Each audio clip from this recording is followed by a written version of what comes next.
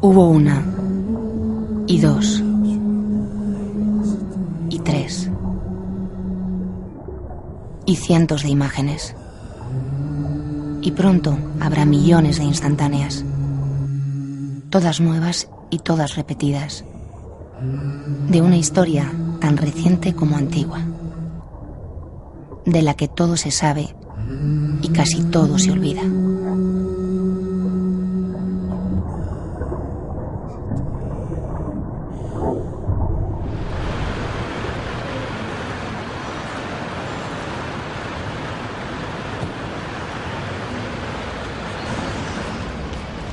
Cuando yo vi esa imagen, ya había oído hablar de ello. Cuando vi esas imágenes, digo, yo quiero hacer esa foto. Cuando yo hice aquella foto, yo me di cuenta de que aquello era el comienzo. Por desgracia, el tiempo me ha dado la razón, ¿no?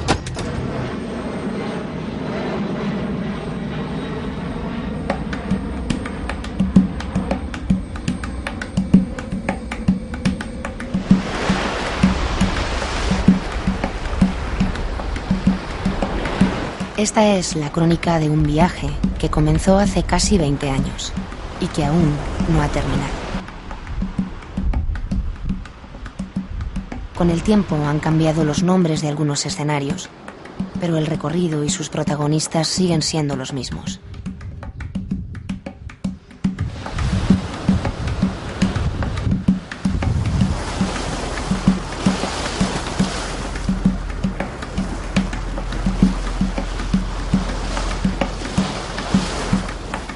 A pesar del hartazgo, del dolor inmunizado y del preferir no ver, la realidad es tozuda.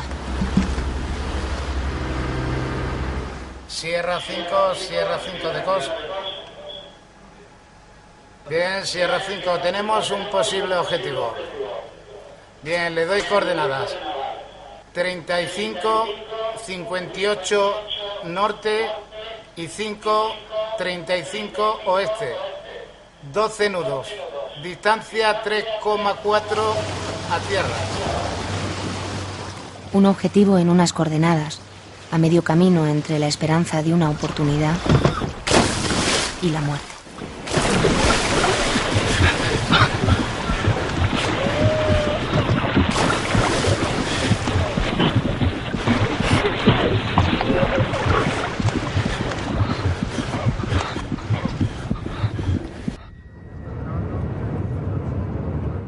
Fernando lleva años retratando esta cotidiana y dura travesía. Recuerdo que embarqué con la gente de la Cruz Roja una mañana para dar una vuelta por el estrecho a ver si encontrábamos alguna patera que estuviese en ese momento cruzando, y después de mes y medio en alta mar vimos una patera a lo lejos que se dirigía hacia las costas españolas. Nos acercamos a ella y hicimos todo el camino, que son se puede decir, las primeras fotos de inmigración que existen, ¿no?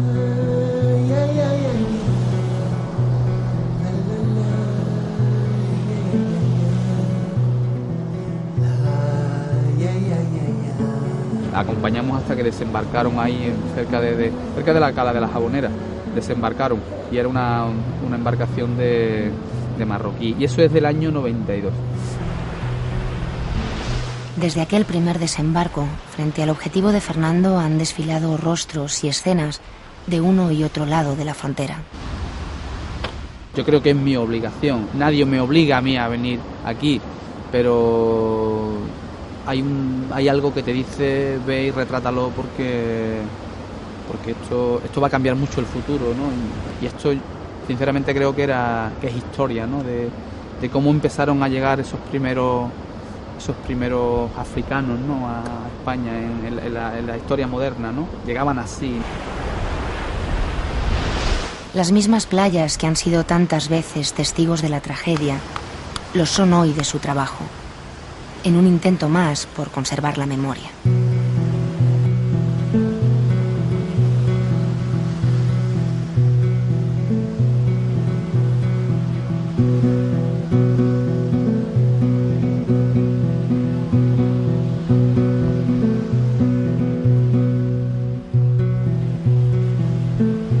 Yo cada vez que vengo a esta playa me acuerdo. Es un sitio idílico, muy bonito, es una playa, pero lo primero que te acuerdas es de eso. No piensas en la arena tan bonita que hay, la vista tan bonita que hay, te acuerdas de esa embarcación llegando.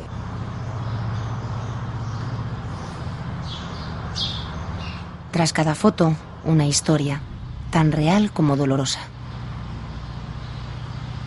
Donde a mí se me ha partido el alma ha sido con los niños.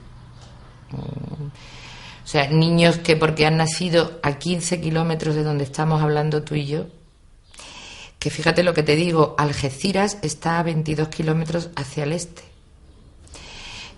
Cádiz está a 100 hacia el oeste y Tánger está a 15 kilómetros hacia el sur. Las huellas que ha ido dejando esta moderna odisea son el rastro que sigue este trayecto de ida y vuelta, en el que se confunden el ayer y el hoy.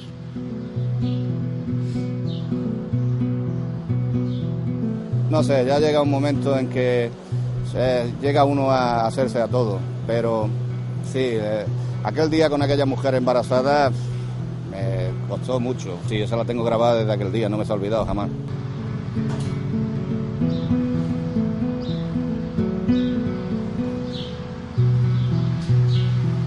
Yo creo que sí, que me ha cambiado bastante, me ha cambiado mucho.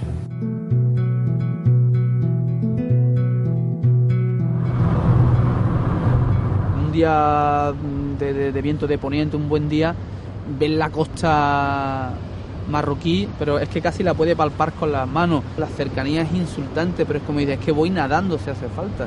Luego cuando te metes en una embarcación y el mar dice, hola, aquí estoy yo, es otra historia. Como digo, cualquier marinero te diría que el estrecho es muy, muy, muy peligroso, ¿no?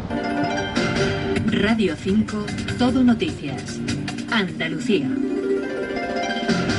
Son las 7:05, buenas tardes. Los hospitales y centros de salud de Cádiz capital están en alerta ante la llegada alrededor de las 8 de la tarde al puerto de la capital gaditana de una embarcación con un centenar de inmigrantes a bordo. El estrecho, ese espacio en el que Europa y África casi se tocan, es la primera parada. Siendo remolcado por la embarcación de salvamento marítimo Certosa 18, auxiliada del helicóptero. La inmigración, todos sabemos que no entra por aquí, la inmigración entra por los aeropuertos con visados de turistas. Lo que pasa es que esto es espectacular, ¿eh? Esto es un show, ¿no? Atenciones a los indocumentados. Fue localizado cerca de Chipiona alrededor de la 1:30 de la tarde. Y en Cádiz, el Info ha dado por controlado el importante incendio de... Se han vivido momentos muy duros, muy críticos, con cadáveres, con naufragios, con niños pequeños, con embarazadas. Y especialmente, pues, no sé, recuerdo una vez que fuimos aquí detrás, en unos acantilados que hay, donde naufragó una patera. Y oíamos los gritos de socorro de la gente en el agua, la Guardia Civil allí en el agua tirado, todo el mundo tratando de rescatar algo, allí donde veía una sombra, para allí nadaba. Y poco a poco se iban apagando las voces de socorro y...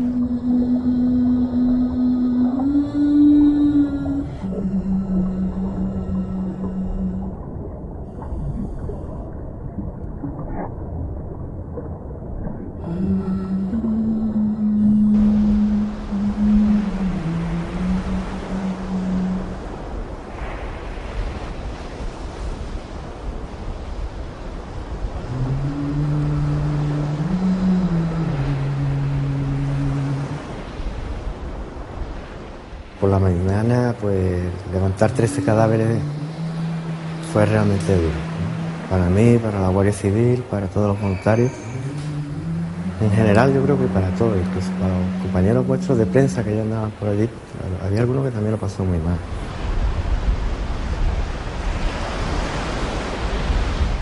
En los primeros días del mes de febrero del año 2001 se produjo un naufragio de inmigrantes. Estaban esparcidos por todo esto, más o menos en unos 100 metros. Creo recordar que eran 10 hombres y una mujer. Fue un episodio bastante triste y bastante lamentable, pero uno de los muchos que se han producido en los últimos años. Creo que para mí de todos estos años Si yo tuviese que destacar algo, destacaría un sonido, ¿no?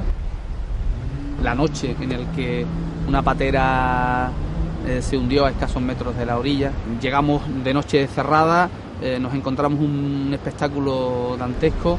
Yo estaba metido en el agua retratando a uno de los cadáveres y otro cadáver que había junto a mí. Este estaba en la orilla, pero se estaba golpeando contra las piedras. Además era un chaval de unos 19, 20 años, era un chiquillo marroquí, aquel naufragio fue de marroquíes. Yo estaba haciendo fotos, pero estaba oyendo constantemente los golpes que se daba el cadáver contra las piedras. Llega un momento que ya no puedes más, y si tú este hombre ya no se golpea más, ¿no? Y coges a este hombre de los hombros, tiras de él, y cuando estoy tirando del cadáver, escucho el sonido de un móvil, ¿no? Alguien estaba llamando a... Ay.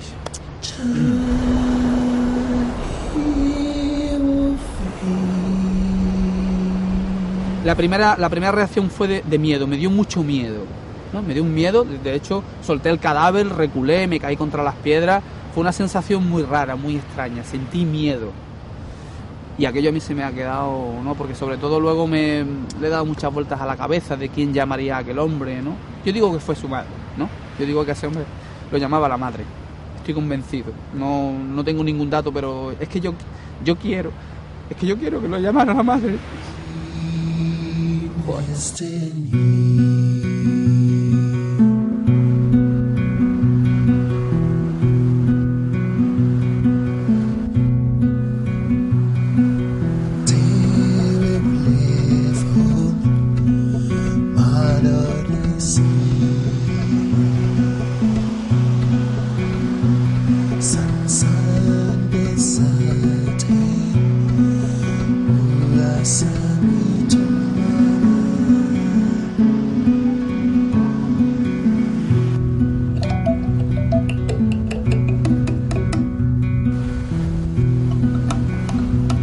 Lo que sí es verdad es el tema de... Tú trabajas hacías reportajes más intemporales, nosotros trabajamos más en prensa diaria, y lo que es verdad es el peso de la rutina. Yo notaba como en los medios diarios se perdía interés ante tragedias de este tipo, ¿no? Llegaba un momento en que al siguiente muerto ya no se le prestaba el mismo interés y apenas tenía relevancia en los medios. Y nosotros mismos, era una lucha diaria, eso pasa en los periódicos. Para nosotros lo mismo es uno que 13. Sí, pero por desgracia la rutina... y aquí por desgracia es que había un momento que era rutina. Esa barbarie era rutinaria. Hoy 10 ahogados. Ayer 3 muertos de frío. Más los 5 del otro día que llegaron desfallecidos. O aquellos que desesperados bebieron agua del mar y se abrasaron. Nada se sabe de los desaparecidos. La lista de víctimas aumenta cada día, aunque ya nadie lleva la cuenta. Sin lutos oficiales ni minutos de silencio, los muertos se entierran. Mañana el periódico dirá de nuevo: la tragedia ha vuelto a repetirse.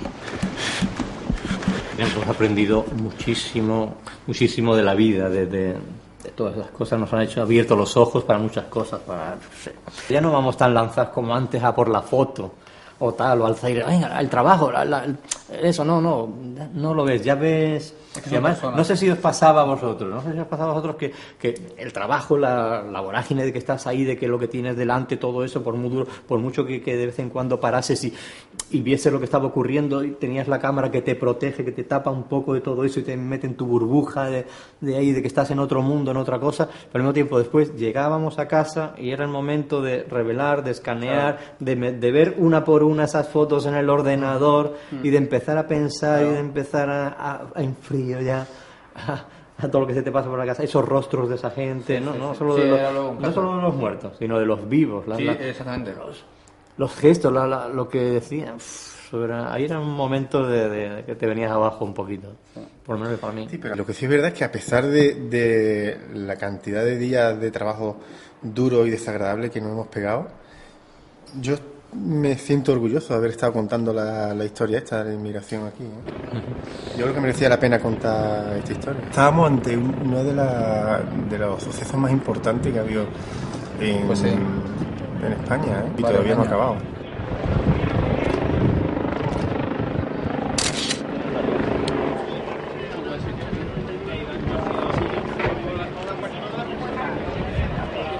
Aquí nadie se viene por gusto, aquí la gente viene porque está desesperada, que es un poco lo que hacíamos nosotros hace 4 días, lo que pasa es que ya se nos ha olvidado.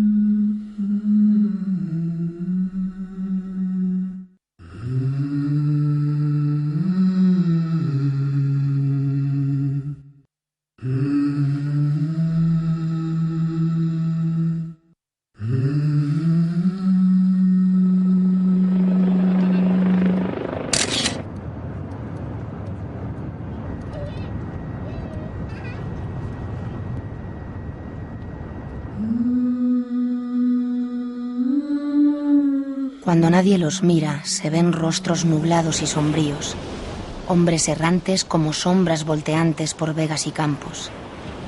Van a dejar la patria, forzoso y supremo sacrificio. La miseria está negra en torno de ello. Ahí delante está el abismo. Este se va y aquel se va, y todos se van.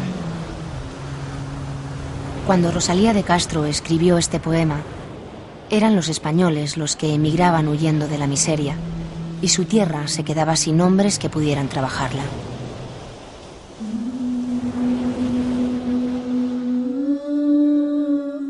Tienes, en cambio, huérfanos y huérfanas y campos de soledad, y madres que no tienen hijos e hijos que no tienen padres. Y tienes corazones que sufren largas ausencias mortales, viudas de vivos y muertos que nadie consolará.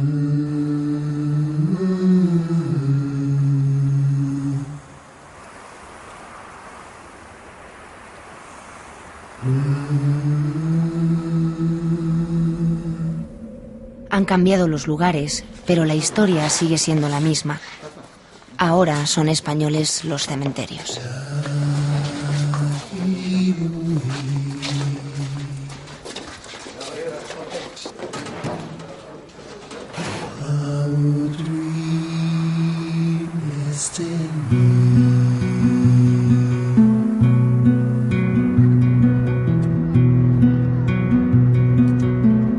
Con el tiempo, las lápidas de los que no tenían nombre perdieron también las letras.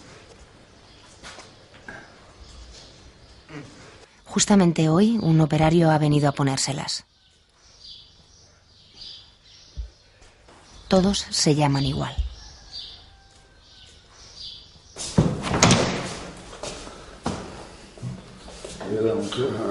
O sea, aquí hay todavía uno de los de Ronda. Uno de los de Ronda. Que va a hacer... Pues 2 años y medio, casi 3 años. En octubre haría 3 años. Bueno, ¿y cómo es que permanece aquí?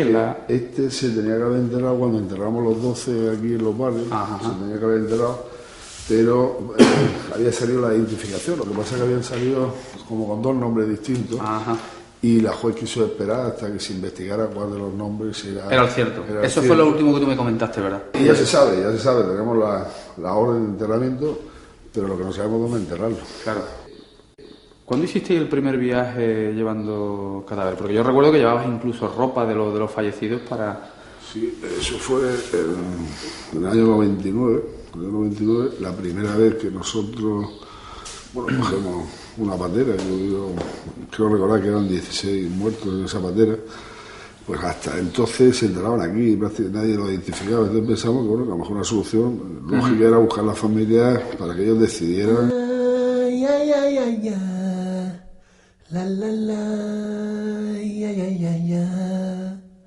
Lo único que contábamos era con los efectos personales de los cadáveres. La mayoría es lo que todo, ya se identifica. Conseguimos eso y nos fuimos a Marruecos. hacíamos una especie de mercadillo, tenderete, ¿no? Donde íbamos a los pueblos, pedíamos a las autoridades permiso, ellos colaboraban con nosotros, comunicaban a la población que ese día, a tal hora, pues iba a exponer una serie de ropas de personas que habían venido a España en bandera y que habían muerto, y las familias pues iban por ahí mirando, intentando identificar algunos de los objetos personales. Bueno, la relación cuando nos identificábamos, pues, imagínate, tremenda, de gritos, de caerse, de llorar, es tremendo.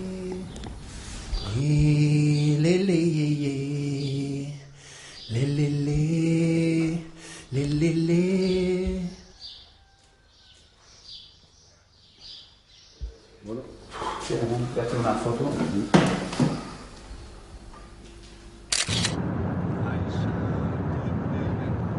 Prácticamente desde el principio, no solamente yo, un grupo de gente de aquí de Tarifa, nos saltamos las reglas, nos las saltamos y además no nos importa, y hemos escondido emigrantes desde hace 18 años, los hemos cuidado y hemos intentado como sea que salgan de aquí, porque esta es la frontera. Los que estamos aquí estamos viéndoles, estamos sufriendo también en nuestras carnes lo que les está pasando a ellos, y estamos viendo cómo Europa va tranquilamente a África y África no puede venir tranquilamente a Europa, aunque quiera.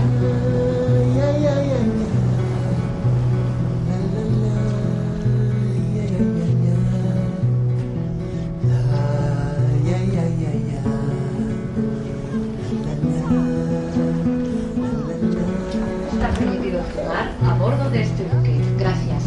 Ladies and gentlemen, we remind you that smoking is not permitted.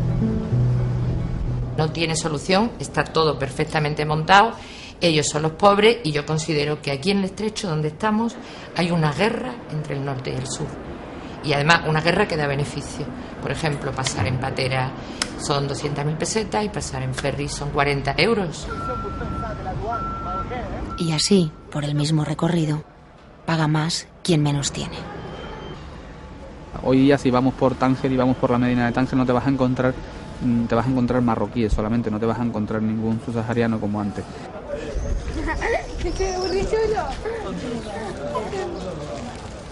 El Tánger que yo conocí, creo recordar que la primera vez que yo vine aquí para retratar el tema de la inmigración, estamos hablando del año 95, la primera vez que yo vine a Tánger, ya la Medina toda la Medina y todas las pensiones de la zona estaban atestadas de inmigrantes, de mucho marroquí también, que pasaban más desapercibidos, y del África Negra también estaban atestadas.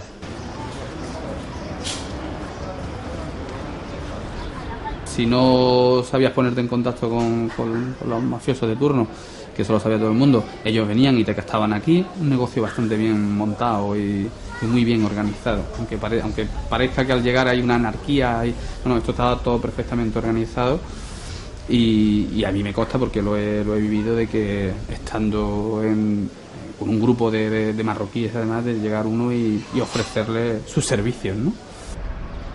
Regardez-moi. Je suis étudiant à la faculté de médecine. Je suis arrivé jusqu'à la dernière année. Voilà, moi j'ai quitté Congo, c'était depuis 2002. J'ai pris les bateaux de Congo-Brazzaville, la République centrafricaine, Kadouala au Cameroun, jusqu'à la frontière du Nigeria. On a passé Bénin, Togo, on a passé Burkina Faso, Mali. J'ai pris les voitures qui passent par les déserts du Sahara, Algérie, et j'ai passé par Oujda, et je suis arrivé ici au Maroc. Pour moi, parce que moi j'avais un peu d'argent, j'ai passé au moins, parce que je quittais octobre 2002, je suis arrivé au Maroc novembre 2003. J'ai passé une année, 1 mois. Normalement, prenons par exemple en cas quand on collabore avec le Médecins sans frontières et ils ont le droit d'assister les immigrés. La majorité des subsahariens qui arrivent ici, ils arrivent dans des conditions très mauvaises.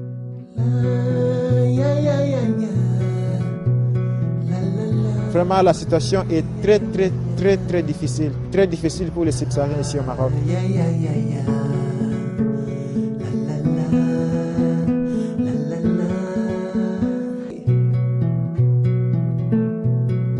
Les gens sont fatigués. Les gens sont désespérés.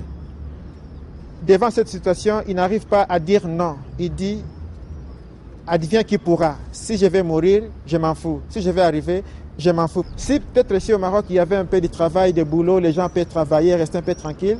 Les gens peuvent, ils peuvent quand même résister à dire que non, moi je ne peux pas partir dans les pateras. Parce que vous imaginez qu'aujourd'hui, les pateras, il y a un convoi de pateras qui part. Il dit que non, voilà, dans les pateras, il y a peut-être 50 personnes qui étaient mortes. Mais demain, on organise encore une autre patera. Mais les gens veulent toujours partir. C'est pourquoi? C'est parce que les gens sont fatigués, sont désespérés. C'est ça.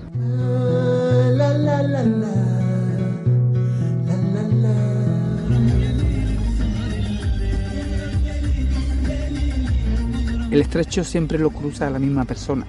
Siempre. El pobre. ¿Sabes? El otro cruza por, no sé, el otro viene a lo mejor a Marbella, pero el que cruza el estrecho siempre es el mismo, ¿sabes? Siempre. Y la seguirá cruzando dentro de 100 años. Si esto no se arregla, que no se va a arreglar. Porque nosotros no queremos. Aquí vivimos muy bien, ¿no?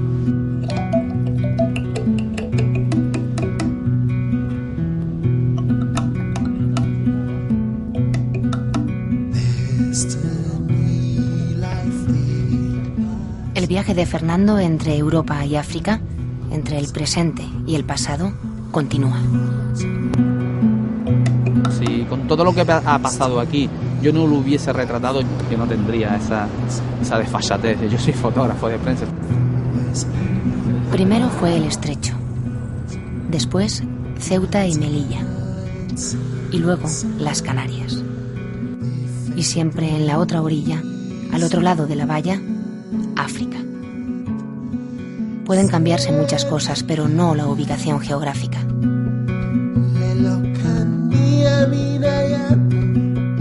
Ahí está España, irremediablemente situada entre una de las partes más ricas del planeta y la más pobre. Tan cerca y al mismo tiempo tan lejos. Cada año, la Unión Europea invierte millones de euros para blindar sus fronteras. Radares, patrulleras, sistemas de vigilancia, vallas cada vez más altas. Sin embargo, ningún obstáculo parece suficiente. La gente está deseando venirse, ¿no? Eso es el 90% de las personas, sobre todo hablo de hombres y jóvenes, ¿no? El 90% está deseando de tener una oportunidad y venirse para acá, ¿no? Ya hemos visto, por desgracia, ese espectáculo que se dio de esa gente desesperada saltando la valla. Y aunque luego se ha intentado de hacerla más grande y más segura, pero eso es igual. Estamos haciendo pactos con determinados países para que ellos sean los que controlen la emigración y luego dándole euros a mansalvas. Entonces se ha visto evidente, bueno, como ha pasado los asesinatos que hubo en la valla de Ceuta y el control tan terrible de la policía marroquí. La primera vez que yo voy al campamento de Calamocarro, en Ceuta, es en el año 97, pero estuve como cerca de un mes. Estuve la primera vez en Calamocarro, no tuve ningún problema con nadie. Durante años, a aquel campamento en Ceuta llegaban los que cruzaban sin papeles la frontera con Marruecos, hasta que se crearon los centros de internamiento. Hasta que en el año, creo que recordar, en el 2001, que fue cuando se cerró, desde el año 97 al 2001 fui sucesivamente y yo percibía de que aquello se iba enquistando y se iba complicando. La última etapa de Calamocarro hubo, creo que en el año sobre el 2000, hubo puntas de unas 3.000 personas en un pueblo, ¿no? El mismo lugar. La misma plataforma.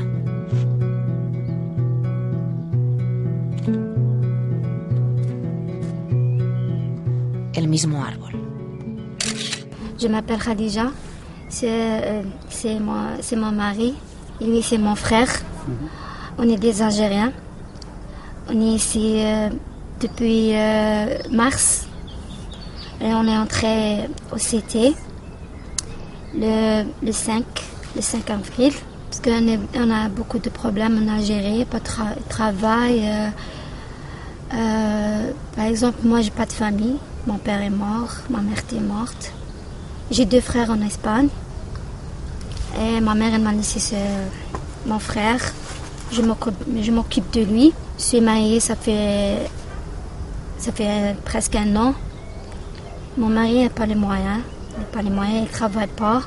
On est ici, on est cité bien, on mange, on dort, mais on ne sait pas quand est-ce qu'on part en Espagne. Bon, on ne sait rien. On sait pas quand est-ce qu'on parte. C'est tout. Un espacio de nadie en un tiempo enrocado, detenido entre un hoy que no es y un mañana que se resiste a llegar. Je veux bien un enfant parce que je suis seule et il me aide pour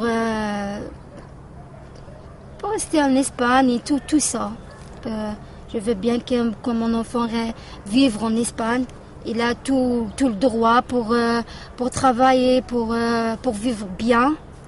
Je veux pas mes enfants qui vivent comme moi. Je veux la belle vie pour mes enfants.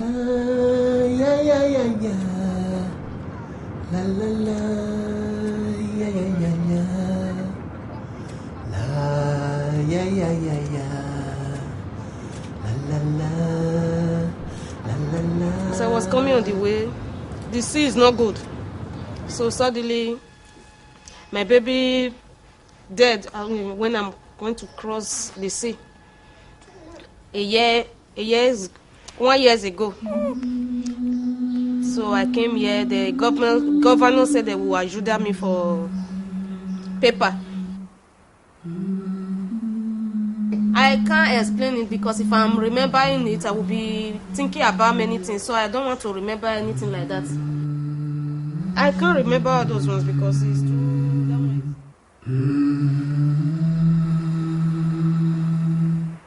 El 19 de abril de 2005 llegó una embarcación semirrígida con inmigrantes. En esa embarcación venían varias mujeres embarazadas, venían mujeres con bebés. Más tarde se pudo comprobar que uno de los bebés venía muerto. Se estuvo haciendo una reanimación cardíaca y no hubo manera. Al momento llegó el médico de Cruz Roja, se estuvo allí, el bebé venía muerto ya.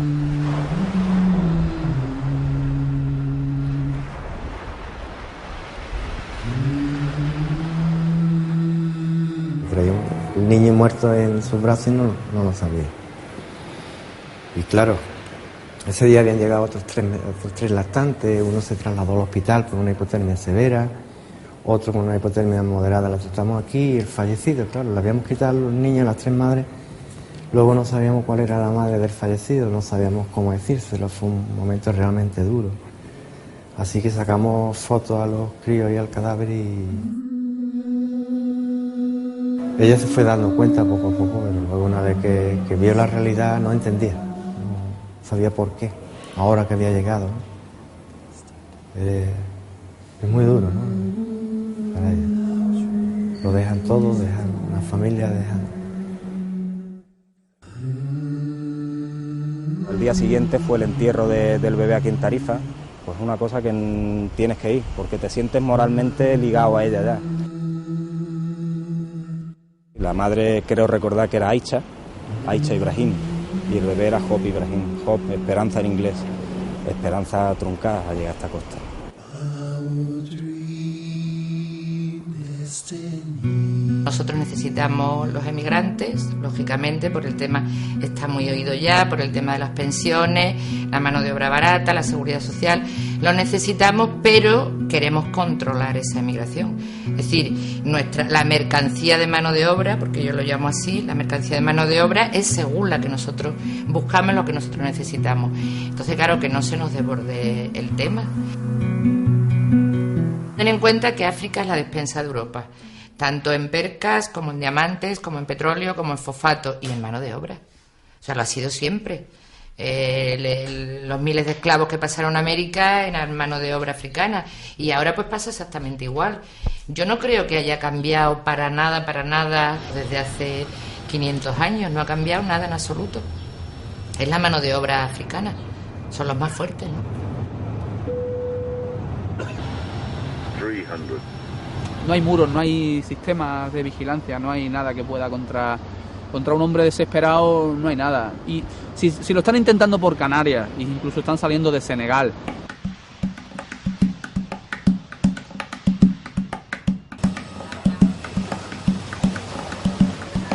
El lunes fueron 11 los ahogados enfrente de Algeciras. El martes, 9 cuerpos llegaron empujados por las olas hasta las playas de Fuerteventura.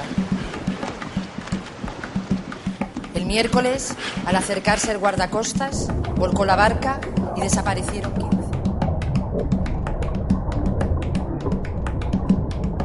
En la esquina esa que con el radar. Siéntate aquí, siéntate en el borde. A ver. Vale.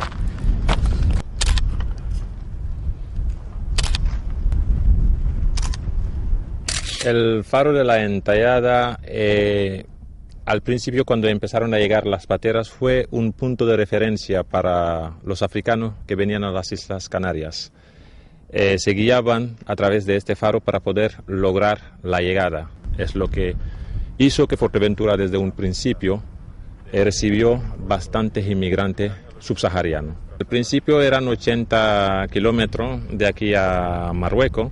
La distancia ahora que separa las islas de Tenerife y de Gran Canaria para los inmigrantes que no están procediendo de Senegal, pues tendrían que recorrer, si vienen de Senegal, 600 kilómetros para llegar a Mauritania y de Mauritania más de lo mismo para llegar a Tenerife y a Gran Canaria.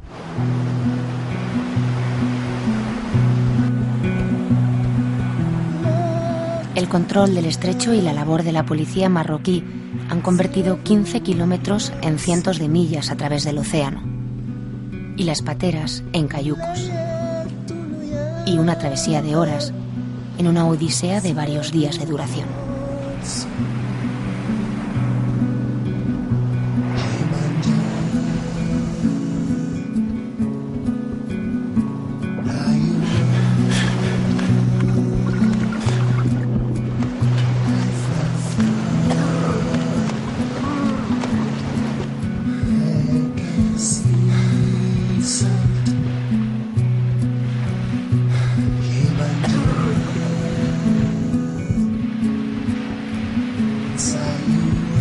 Cuando he tenido la suerte de presenciar un desembarco en directo, pues la gente cuando llega a tierra es un poco como la culminación de la muestra de... Bueno, es que en realidad llevaban años soñando con poner físicamente, ¿no?, el pie en Europa, ¿no? Entonces esa sensación ellos explotan, ¿no? Y explotan de muchas maneras, riendo, llorando, corriendo, rezando.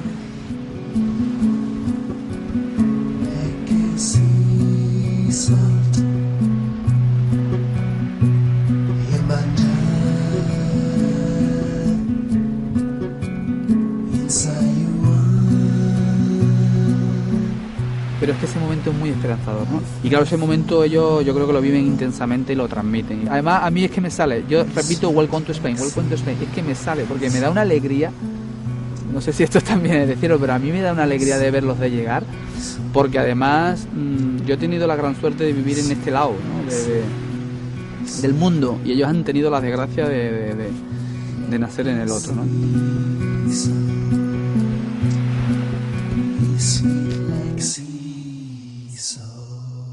El efecto llamada para mí no existe, es el efecto hambre, efecto necesidad. Que los que digan hoy por hoy que ha habido un efecto y llamada después del proceso de normalización, que se acerquen a África y que hagan la pregunta a la orilla del mar, sobre todo a los que quieran emprender el camino para España, a preguntar quién ha regularizado, quién es el presidente de España y qué es el efecto de llamada. Eso no existe. Es la necesidad que hace que la gente cojan un cayuco y se trasladen a las islas para después irse a la península.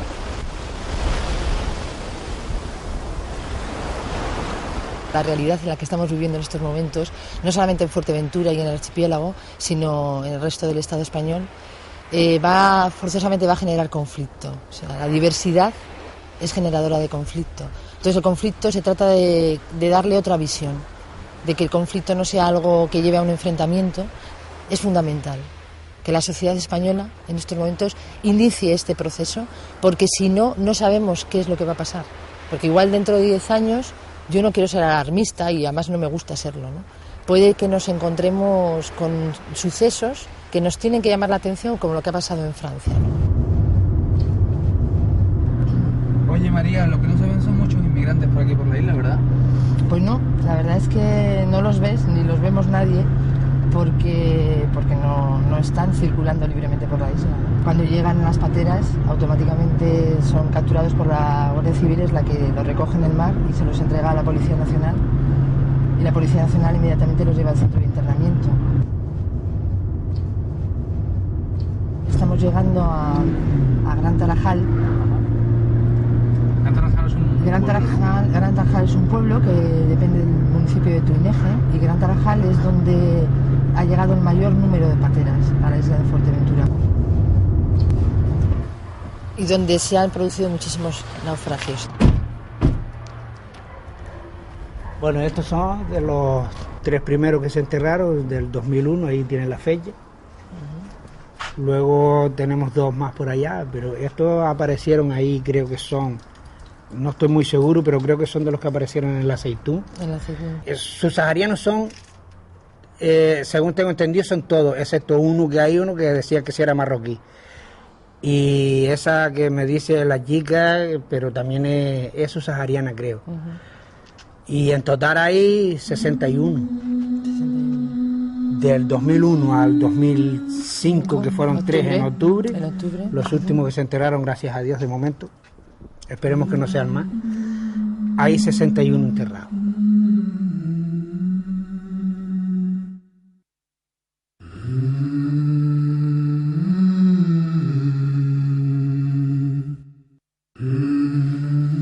Independientemente de este cementerio, ¿hay algunos otros inmigrantes enterrados en otro sitio? Sí, ¿En otro sí, cementerio? Sí. Que yo sepa, hay aquí en Gran Tarajal, hay en Antigua, en Puerto del Rosario, en La Oliva, en Pájara y en Morrojado. Aquí, ¿no? Ahí va.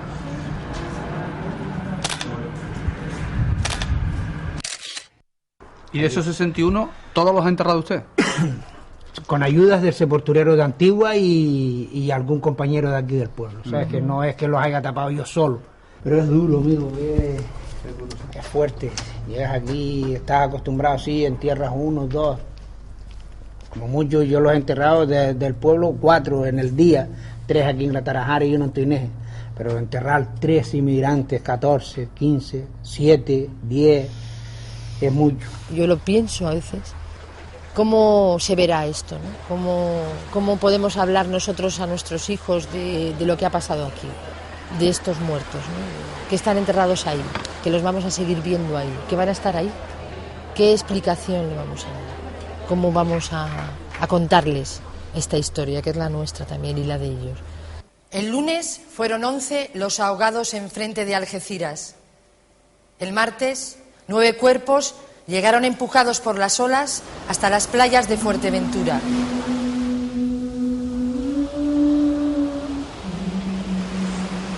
La inmigración aquí a pie de playa se vive distinto que en la lejanía. Aprendes mucho de esta gente. Cuando llegan todos bien, pues bueno, te alegras por ellos porque lo importante es que lleguen vivos. Siempre tendrán oportunidad de intentarlo otra vez porque es su sueño.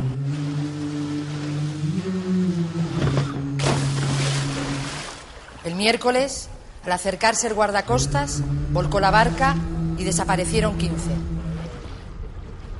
La suerte que hemos tenido de nacer 11 millas al norte de África, ¿no? Estaríamos hablando de otra cosa. Igual estaríamos hablando de que papá se fue, de que nos dejó solos y que estamos pasando hambre, o que hay guerrilla y no tenemos quien nos defienda, ¿no? O algo así. El jueves, entre los muertos y los detenidos, aquí y allá, superaban 70. No hemos decidido dónde nacer, que se nos permita al menos decidir dónde desarrollarnos y también quizás dónde morirnos. El viernes atraparon a 3 escondidos desde el domingo en una cueva.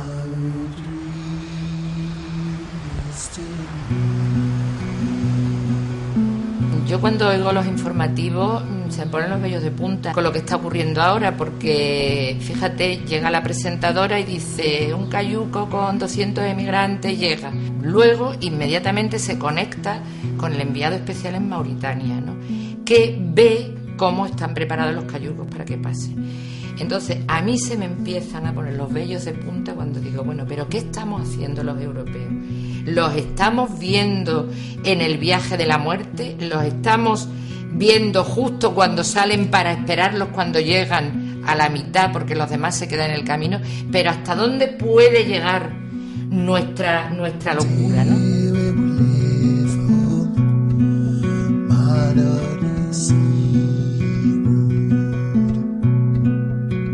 El sábado, a grandes pasos por mis 4 paredes, me pregunto si me enseñaron de verdad a sumar en la escuela. La matemática viaja muy confortable por los confines del sistema, pero no sabe resolver este enigma tremendo.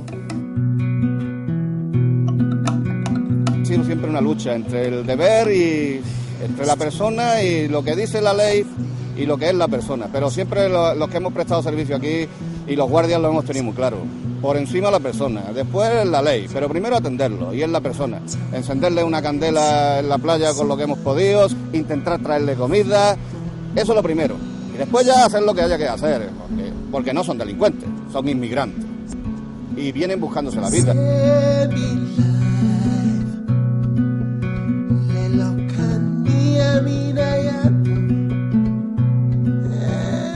¿Por qué el domingo escucho gritos en la noche y no logro dormir?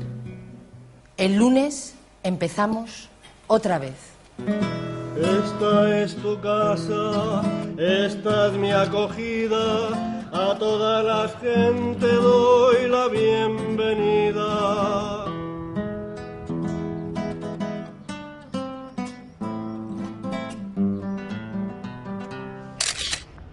Yo tengo la obligación de retratar lo que aquí está pasando,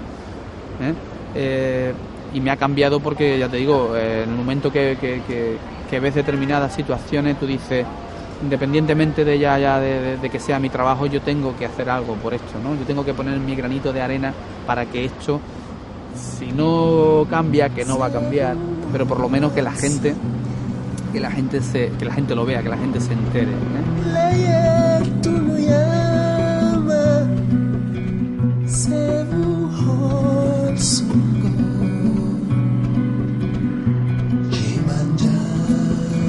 A mí me gustaría que mis fotografías valiesen para cambiar algo, pero no valen para nada. Pero yo tengo la conciencia tranquila en el sentido de que yo he dormido cientos de noches en mi coche y lo he intentado, ¿entiendes? Lo he intentado. Para mí eso es una satisfacción, tío. Joder. Uf.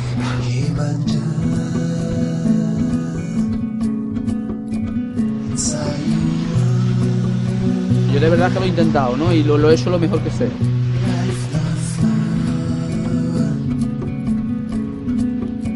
Sierra 5 de Bosque. Bien, Sierra 5, tenemos un posible objetivo.